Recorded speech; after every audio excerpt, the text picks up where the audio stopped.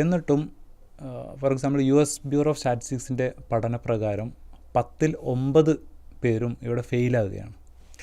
ഞാൻ ഇപ്പോൾ ഇങ്ങനെ കേട്ട് മനസ്സിലാക്കി ആദ്യം വിചാരിച്ച ചെറുകിട സംരംഭകരെന്ന് പറയുമ്പോൾ നമ്മളെ നാട്ടിലേക്ക് ചെറിയ ചായപ്പിടിക്കാർ അതുപോലെ ചെറിയ ചെറിയ പലചരക്ക് കടക്കാർ, ശരിക്ക് അതാണോ ചെറുകിട സംരംഭങ്ങളുണ്ട്? എന്താ അതുകൊണ്ട് ഉദ്ദേശിക്കുന്നത്? എന്നാൽ ഒരു ബിസിനസ്സുകാരനെ സംബന്ധിച്ചിടത്തോളം പുതിയത് കണ്ടെത്തിയിട്ട് കാര്യമില്ല, അതിലൂടെ അവനക്ക് പണം നേടാം, ക്യാഷ് വരുമാനം ഉണ്ടാക്കാൻ പറ്റണം. അല്ലാത്തതൊന്നും അവനെ സംബന്ധിച്ചിടത്തോളം ഇന്നോവേഷൻ അല്ല. സാധാരണക്കാരന് ആക്സസ് ചെയ്യാൻ പറ്റാത്തത് ആയ വലിയ ടെക്നോളജി ഓൾറെഡി ഉണ്ടായിരിക്കും. വലിയ ബിസിനസ് ഹൗസസ് അത് മാർക്കറ്റ് ചെയ്യുന്നുണ്ട്, അത് കൊമേഴ്ഷ്യലൈസ് ചെയ്തുകൊണ്ട് ലാഭം നേടുന്നൊക്കെ ഉണ്ട്. പക്ഷെ അവരെപ്പോഴും ഭീതിയിലായിരിക്കും. അസ്സലാമു അലൈക്കും വറഹ്മത്തുള്ളാഹി വബറകാതുഹു. ബിസ്മില്ലാ അൽഹംദുലില്ലാ. പ്രിയമുള്ള പീസ് റേഡിയോ ശ്രോതാക്കളെ, പീസ് റേഡിയോ വിജയപീഠം പരിപാടിയിലേക്ക് എല്ലാവർക്കും സ്വാഗതം. ഇന്നത്തെ വിജയപീഠം പ്രോഗ്രാമിൽ നമ്മുടെ കൂടെ ഉള്ളത് പോണ്ടിച്ചേരി സർവകലാശാലയിൽ നിന്നും PhD സ്കോളറായിട്ടുള്ള റിസർച്ച് പൂർത്തിയാക്കിയിട്ടുള്ള താഹ റഷാദാണ് നമ്മുടെ കൂടെയുള്ളത്. വിസ്ഡം യൂത്തിൻ്റെ മണ്ഡലം ഭാരവാഹിയും ജില്ലാ പ്രതിനിധിയുമായിട്ടുള്ള താഹ റഷാദ്, അദ്ദേഹത്തിനെ നമുക്ക് വിജയപീഠത്തിലേക്ക് വളരെ ഹൃദ്യമായി സ്വാഗതം ചെയ്യാം. അസ്സലാമു അലൈക്കും. അപ്പോൾ വളരെ സന്തോഷമുണ്ട് നമ്മൾ റേഡിയോയിലെ വിജയപീഠം പരിപാടിയിൽ നമുക്കിങ്ങനെ ഒരുമിച്ചിരിക്കാൻ കഴിഞ്ഞതിൽ. ഇവിടെ റിസർച്ച് സ്കോളറായിട്ടിപ്പം കഴിഞ്ഞല്ലോ അല്ലേ? യെസ്. അപ്പോൾ വലിയ ഭാവുകങ്ങൾ നേരുന്നു, മാഷാ അല്ലാഹ്. പിന്നെ നമ്മൾ വിജയപീഠത്തിൽ സാധാരണ ഇങ്ങനെ ഇത്തരം ടോപ്പിക്കുകളിലൂടെയാണല്ലോ പലപ്പോഴും നമ്മൾ കൈകാര്യം ചെയ്യാറുള്ളത്. അപ്പോൾ നിങ്ങളുടെ ഒരു റിസർച്ചിൻ്റെ ഏരിയ തന്നെ innovation competency analysis productive model for innovation outcome in micro enterprises അല്ലേ?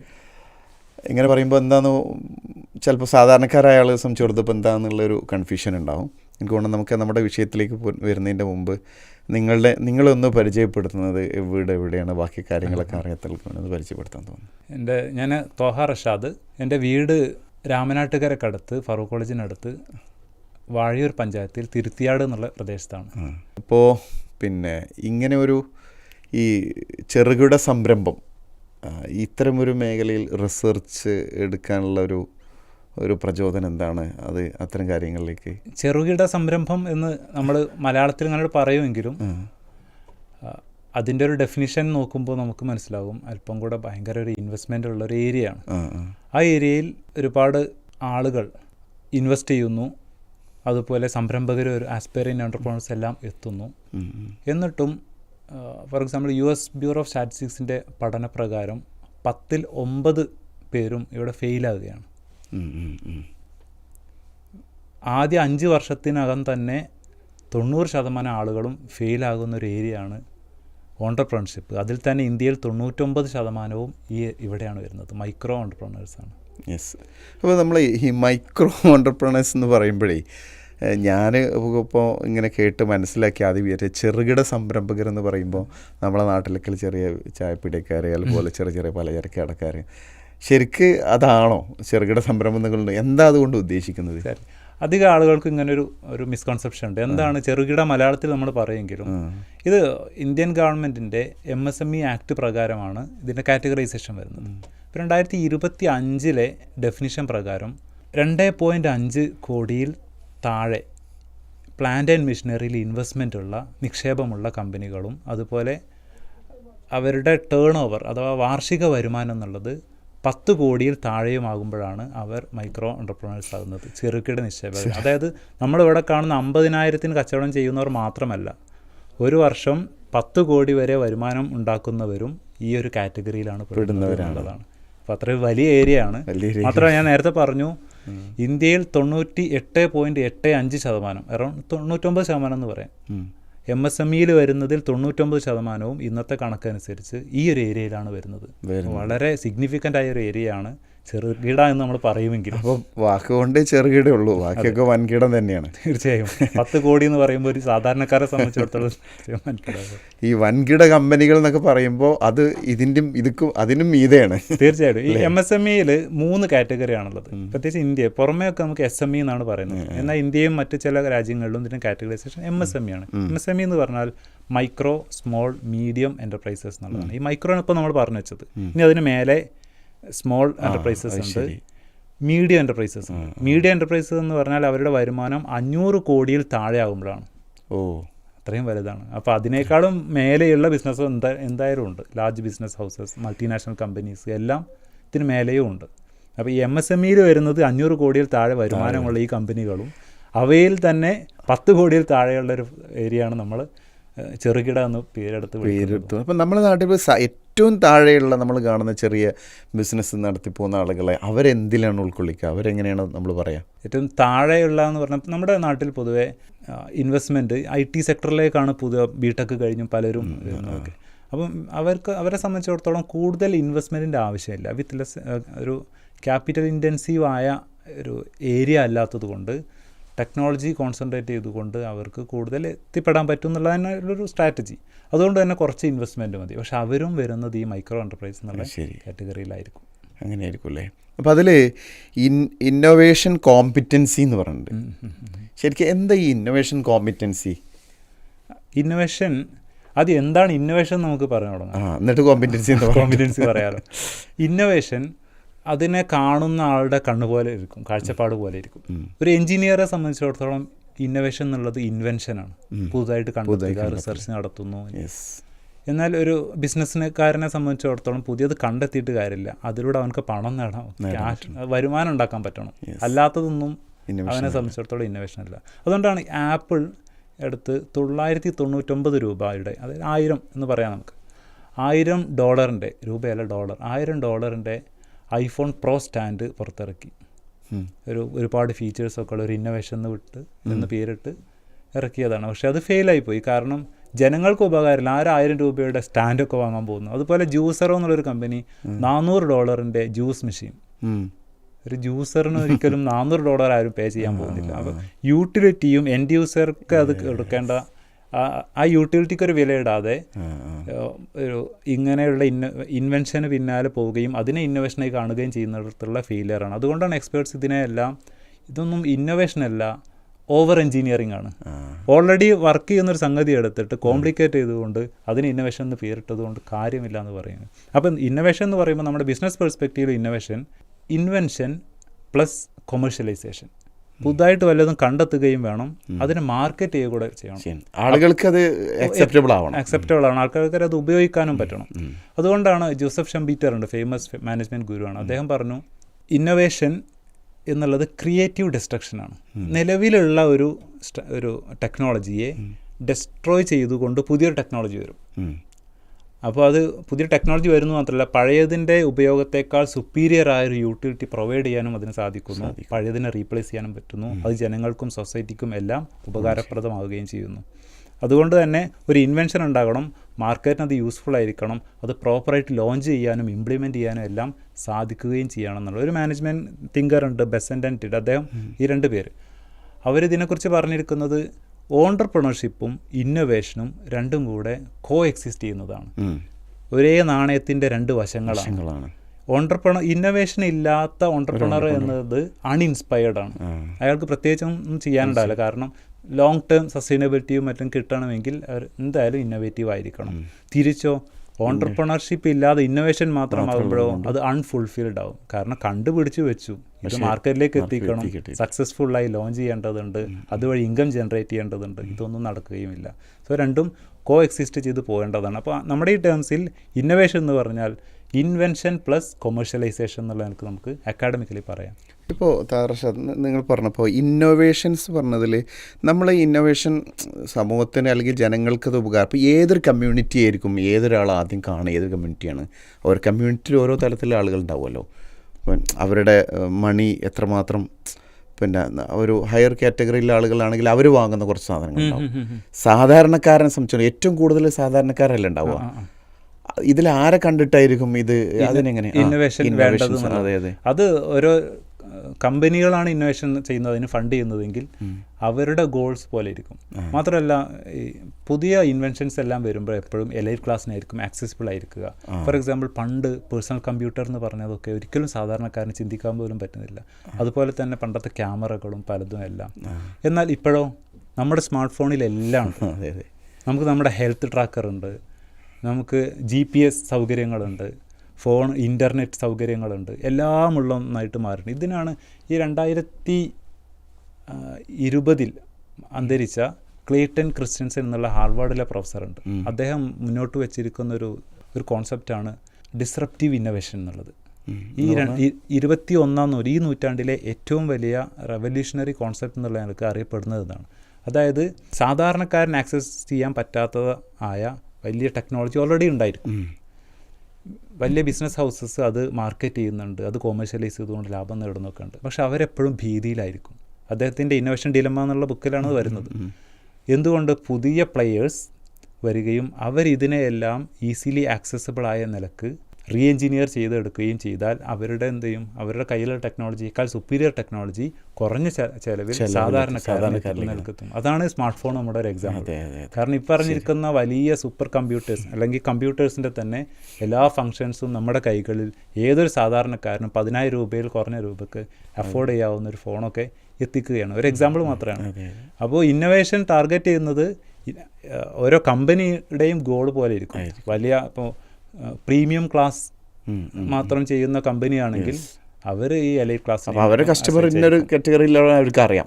പക്ഷേ അറ്റ് എനി ടൈം അത് എന്ത് ചെയ്യും, ഈ സാധാരണക്കാരനും എത്തിപ്പെടാവുന്ന നിലക്ക് വേറെയും പ്ലെയേഴ്സ് ഇവിടെ ഉണ്ട് എന്നുള്ളതാണ്. അതൊക്കെ ഭാഗമായി വരും. അതൊരു ബാറ്റിൽ ഓഫ് കോമ്പറ്റീറ്റേഴ്സാണ്. ശരി, നമുക്ക് പ്രഡിക്റ്റ് ചെയ്യാൻ കഴിയില്ല. ഒരു കാലത്ത് ഇന്ന കാറ്റഗറിയിലെ ആളുകളായിരുന്നു അതിൻ്റെ കസ്റ്റമേഴ്സ്, പക്ഷേ പിന്നെ സാധാരണക്കാരിലേക്ക് അത് എത്തും, അത് മാറുന്നതാണ്. Yes, okay. പിന്നെ ഇപ്പം നമ്മൾ പറഞ്ഞു ഇന്നോവേഷൻസ് കഴിഞ്ഞിട്ട് പിന്നെ അതിൻ്റെ ഒരു കോമ്പിറ്റൻസിയെ കുറിച്ച് കുറച്ചുകൂടി. ഇന്നോവേഷൻ എന്നുള്ളതിൽ ഒരുപാട് സ്റ്റഡീസ് നടക്കുന്നുണ്ട്. പീറ്റർ ഡ്രക്കർ ഒരിക്കൽ പറഞ്ഞു, you cannot manage what you cannot measure. നമുക്ക് അളക്കാൻ സാധിക്കാത്ത ഒന്നും നമുക്ക് മാനേജ് ചെയ്യാൻ സാധിക്കില്ല. നമുക്ക് ഇന്നോവേഷൻ കമ്പനിയിൽ ഇമ്പ്രൂവ് ചെയ്യണം, അതിന് ബേസിക്കലി മെഷർ ഇപ്പം എത്രയെന്ന് അറിയണം, എന്നാലും അത് കൂട്ടുന്നതിനെക്കുറിച്ച് നമുക്ക് ആലോചിക്കാൻ കഴിയുള്ളൂ. ഈ ഇന്നോവേഷൻ കംസ് ഇൻ ഡിഗ്രീസ്, ഓരോ ഡിഗ്രീസൊക്കെ ആയിട്ടായിരിക്കും, അല്ലാതെ it's not a yes or no, innovative or not എന്നുള്ളതല്ല. അപ്പോൾ എത്ര ഡിഗ്രിയാണ് നമ്മുടെ കമ്പനി ഇപ്പം, നമ്മുടെ എബിലിറ്റി എത്രയാണ് എന്നൊക്കെ അറിയേണ്ടതുണ്ട്, മെഷർ ചെയ്യേണ്ടതുണ്ട്. അതിന് നിലവിലുള്ള ടൂൾസ് എന്താണെന്ന് വെച്ചാൽ ഒരുപാട് സ്റ്റഡീസ് നടന്നിട്ടുണ്ടെങ്കിലും എല്ലാം ഫോക്കസ് ചെയ്തിരിക്കുന്നത് വലിയ ബിസിനസ് ഹൗസുകളെയാണ്.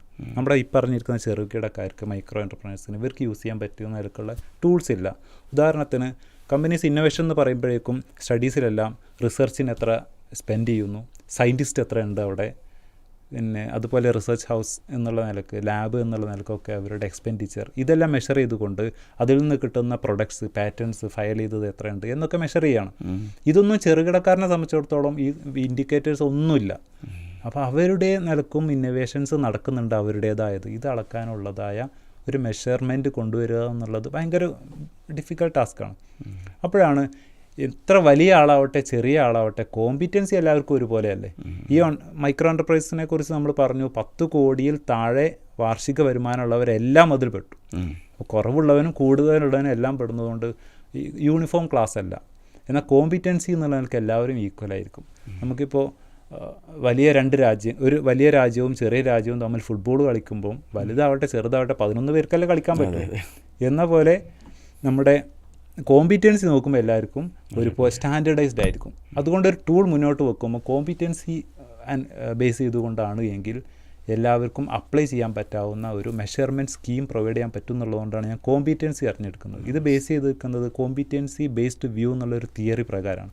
അതുകൊണ്ട് 10 കോടി ടേൺ ഓവറുള്ള ഒരു കമ്പനിക്കും ചെറിയ നഷ്ടത്തിലുള്ള കമ്പനി ആവട്ടെ ചെറിയ കമ്പനി ആവട്ടെ അവർക്ക് ഈ ടൂൾ ഉപയോഗിച്ചുകൊണ്ട് അവരുടെ സ്വന്തം ഇന്നോവേഷൻസിനെ കോമ്പിറ്റൻസി ബേസ് ചെയ്തുകൊണ്ട് അളക്കുവാനും ഒക്കെ എങ്ങനെയാണെങ്കിൽ അടുത്ത വർഷങ്ങളിൽ ഞങ്ങൾക്ക് ഇത്ര വരുമാനം ഉണ്ടാകും അല്ലെങ്കിൽ ഇത്ര ഇന്നോവേഷൻ ഔട്ട്പുട്ട് ഉണ്ടാകും നമുക്ക് പ്രെഡിക്റ്റ് ചെയ്യാനും പറ്റും എന്നുള്ളതാണ് ഇതിന് ഉപയോഗം. Yes, okay. പിന്നെ അതിൽ നമുക്കിപ്പോൾ ഇന്നത്തെ കാലഘട്ടത്തിൽ ഇന്നോവേഷൻ കുറേ അതിൻ്റെ ഇങ്ങനെ ഓരോ കാര്യങ്ങൾ പറഞ്ഞല്ലോ. ഇന്ന് എന്തുകൊണ്ട് അത് അനിവാര്യമായി മാറുന്നു? ഇന്നോവേഷൻസ് ഇല്ലെങ്കിൽ എന്തായിരിക്കും ഒരു മൈക്രോ എൻ്റർപ്രൈനേഴ്സിന് അല്ലെങ്കിൽ ഈ ചെറുകിട സംരംഭകർക്ക് അവരുടെ മുമ്പിൽ ഇന്നോവേഷൻസ് ഇല്ലെങ്കിൽ എന്തായാലും? ഒരു ബിസിനസ്സുകാരനെ സംബന്ധിച്ചിടത്തോളം ഞാൻ പറഞ്ഞു ഇന്നോവേഷൻ എന്നുള്ളത് കമ്പൾസറിയാണ്. കാരണം ബോത്ത് കോ എക്സിസ്റ്റ്. യെസ്, ഒന്നില്ലെങ്കിൽ മറ്റൊന്ന് മീനിങ് ഫുൾ അല്ല.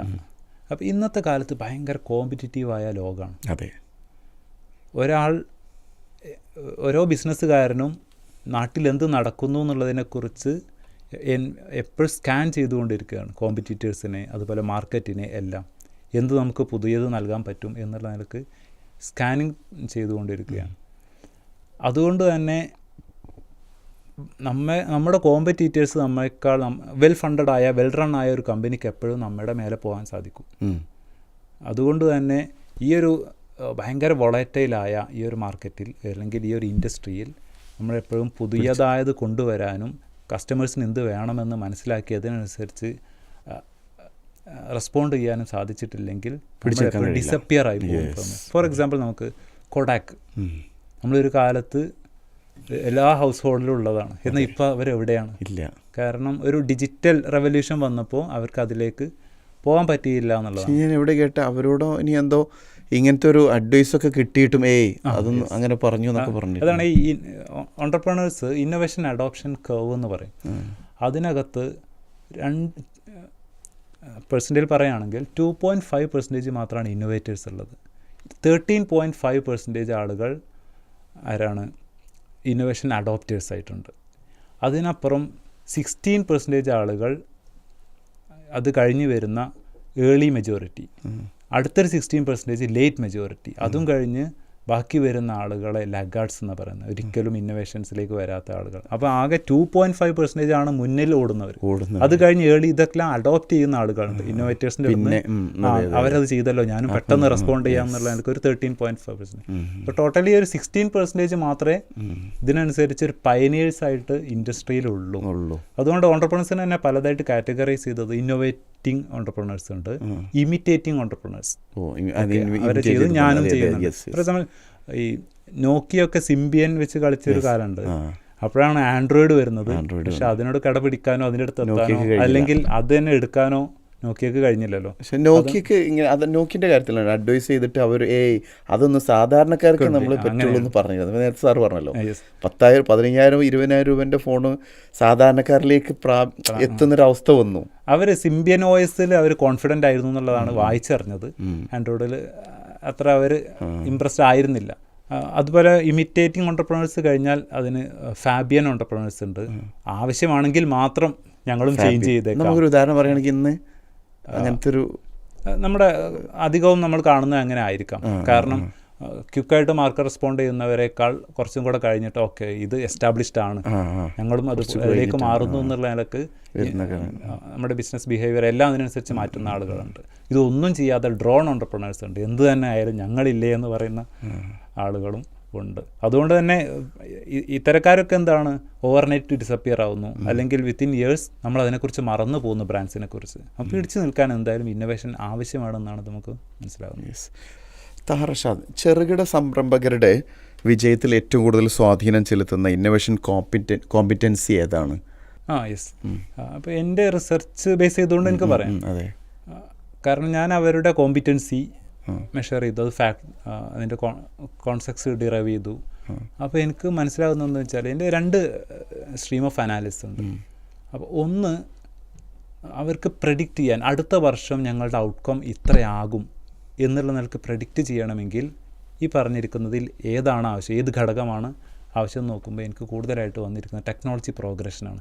ഒരു കമ്പനി ടെക്നോളജിയിൽ എത്ര ഇൻവെസ്റ്റ് ചെയ്തു, ടെക്നോളജി അങ്ങനത്തെ സ്റ്റാഫ് അവർക്ക് എത്രയുണ്ട്, ടെക്നിക്കലി ക്വാളിഫൈഡ് ആയിട്ടുള്ള ആളുകൾ. അപ്പോൾ ഇതൊക്കെയാണ് ഒന്ന്. രണ്ടാമത് എന്താണെന്ന് വെച്ചാൽ ഞാൻ പറഞ്ഞു, നമ്മുടെ ബിസിനസ്സുകാരനെ സംബന്ധിച്ചിടത്തോളം ഇന്നോവേഷൻ മെഷർ ചെയ്യണം, എന്നിട്ട് എന്താണ് പ്രശ്നമെന്ന് അറിയണം, എന്നിട്ട് അവിടെ ട്രബിൾ ഷൂട്ട് ചെയ്യണം. ഇതിനൊക്കെ വേണ്ടിയുള്ളൊരു ഫ്രെയിം വർക്ക് ഉണ്ടാക്കുക എന്നുള്ളതായിരുന്നു ഒരു ഒബ്ജക്റ്റീവ്. അത് പ്രകാരം എനിക്ക് മനസ്സിലായത് ഓപ്പൺ ഇന്നോവേഷൻ എന്നുള്ളൊരു കൺസെപ്റ്റാണ് അല്ലെങ്കിൽ കോൺസെപ്റ്റാണ് പിവട്ടലായിട്ടുള്ളത്.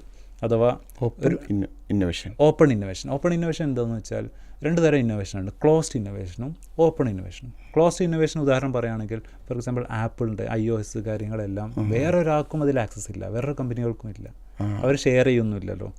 എന്നാൽ ആൻഡ്രോയിഡോ അതെല്ലാവർക്കും ഷെയർ ചെയ്യുന്നു. അവർ ഷെയർ ചെയ്യുന്നു മീൻസ് റെസ്ട്രിക്റ്റീവ് ആണ്. മറ്റ് സാംസങ് ആൻഡ്രോയിഡ് തന്നെ യൂസ് ചെയ്യുന്നുണ്ട്. അതുപോലെ മറ്റു ഫേംസ് എല്ലാം ഇപ്പോൾ റെഡ്മി അതുപോലെയുള്ള കമ്പനികളെല്ലാം ബ്രാൻഡുകളെല്ലാം ആൻഡ്രോയിഡ് തന്നെയാണ് ഇറക്കുന്നത്. അതുകൊണ്ട് തന്നെ അവർക്ക് ക്വിക്കായിട്ട് പുതിയ അപ്ഡേഷൻസ് വരുന്നു, പുതിയ ആളുകൾക്ക് അതിൽ എൻ്റർ ചെയ്യാൻ പറ്റുന്നു. അത് ഓപ്പൺ ഇന്നോവേഷൻ. അതൊരു ഓപ്പൺ ഇന്നോവേഷൻ ചെറിയൊരു എക്സാമ്പിളാണ്. ഇങ്ങനെ ലിനക്സ് എന്നുള്ളത് ഓപ്പണാണ്. കാരണം ബാക്കിയുള്ളവർക്ക് ഫ്രീ എന്ന് പറയുന്നത് ഫ്രീ ഫോർ കസ്റ്റമൈസേഷനാണ്. അവർക്ക് ആ നിലക്ക് കസ്റ്റമൈസ് ചെയ്യാനും അവരുടെ ആവശ്യത്തിനനുസരിച്ച് അതിനെ മോൾഡ് ചെയ്തെടുക്കാനും പറ്റുന്നു എന്നുള്ളത് കൊണ്ട് അതൊരു ഓപ്പൺ ഇന്നോവേഷൻ്റെ നല്ലൊരു എക്സാമ്പിളാണ്. ഇപ്പോൾ ഞാൻ എൻ്റെ ഇതിൽ മൈക്രോ എൻ്റർപ്രൈസിനെ സംബന്ധിച്ചിടത്തോളം അവർക്ക് ഹ്യൂജ് ഇൻവെസ്റ്റ്മെൻറ്റും വലുതും ഉണ്ടാവില്ല. സോ ഇഫ് ദേ ക്യാൻ അവർക്ക് ഇൻഡസ്ട്രി യൂണിവേഴ്സിറ്റി കൊളാബറേഷനിലൂടെ യൂണിവേഴ്സിറ്റിയിലൊക്കെ ഒരുപാട് ഇന്നോവേഷനിലുള്ള ഇൻവെൻഷൻസ് നടക്കുന്നുണ്ട്. കൊളാബറേറ്റ് ചെയ്തുകൊണ്ട് അവർക്ക് ഫണ്ട് ചെയ്യാം, യൂണിവേഴ്സിറ്റി അതിന് ഇൻവെൻഷൻ നടത്തിക്കോളും. ഇങ്ങനെയുള്ള അവരുടെ ഇന്നോവേഷൻ്റെ ഒരു ഏരിയ തുറന്നിടുന്ന ഓപ്പൺ ഇന്നോവേഷൻ ആണ് എങ്കിൽ അതൊരു വിജയത്തിനുള്ളൊരു മാനദണ്ഡമായിരിക്കും. മറ്റേത് ക്ലോസ്ഡ് ഇന്നോവേഷൻ അത് അവർക്ക് മാത്രമാണ് കുത്തകയാണ്. അതെ, ഇൻട്രാമ്യൂറൽ ഇന്നോവേഷൻ എന്ന് പറയും. അവരുടെ 4 വോൾസിനകത്ത് മാത്രം നടക്കും, വേറെ ഒരാളോടും പറഞ്ഞു കൊടുക്കില്ല, ഷെയർ ചെയ്യില്ല. അങ്ങനെ അതാണ് നമ്മൾ പറഞ്ഞ ഒന്ന് ആപ്പിളിൻ്റെതും അതുപോലെ ആൻഡ്രോയിഡും തമ്മിലുള്ളത് കറക്റ്റായിട്ട് മനസ്സിലായി. ഓക്കെ. അതുപോലെ തന്നെ technology adoption, creativity, knowledge management, ഇതിൽ കൂടുതൽ പ്രാധാന്യം പിന്നെ ഏതിനാണ് ലഭിക്കുക ശരിക്കും? ടെക്നോളജി അഡോപ്ഷൻ എന്നുള്ളത് അങ്ങനെ ഒരു കോൺസെപ്റ്റ് എൻ്റെ സ്റ്റഡിയിൽ വരുന്നില്ല. പക്ഷേ ടെക്നോളജി അഡോപ്ഷൻ എന്നുള്ളത് ഈ പറഞ്ഞിരിക്കുന്ന ടെക്നോളജി പ്രോഗ്രഷൻ്റെ ഭാഗമാണ്. ടെക്നോളജി ഓരോ ദിവസം ഇങ്ങനെ ഡെവലപ്പ് ആയിക്കൊണ്ടിരിക്കുകയാണല്ലോ. ഇപ്പോൾ ടെക്നോളജി പ്രോഗ്രഷൻ എന്നുള്ള നിലക്ക് ഒരു ബിസിനസ്സിനെ സംബന്ധിച്ചിടത്തോളം അത് നിർബന്ധം. അതാണ് ഒന്ന്.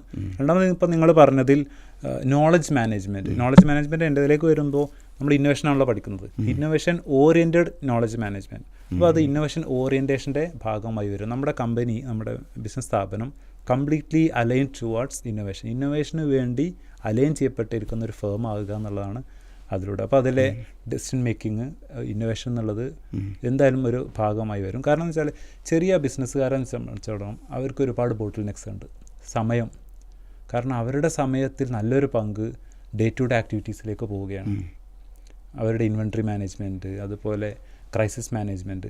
അപ്പോൾ ഈ ലോങ് ടേമിൽ നാളെ അടുത്ത വർഷം അല്ലെങ്കിൽ 10 വർഷം കഴിഞ്ഞ് ലോകത്തിന് എന്ത് ആവശ്യമുണ്ട്, അതിനനുസരിച്ച് എൻ്റെ ബിസിനസ് മാറണം എന്നുള്ള നിലക്കുള്ളൊരു പ്ലാനിങ്ങോ ഒരു വിഷൻ വെച്ച് വർക്ക് ചെയ്യാൻ അവർക്ക് സാധിക്കില്ല സമയത്തിൻ്റെ.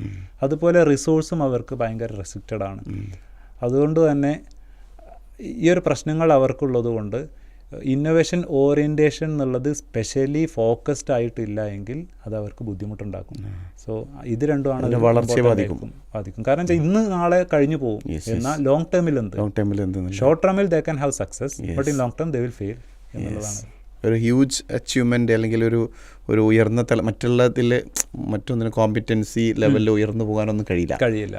ഡേ ടു ഡേ പറഞ്ഞ പോലെ അങ്ങനെ കഴിഞ്ഞു പോകുന്നുള്ളതാണ്. അതുപോലെ ക്രിയേറ്റിവിറ്റി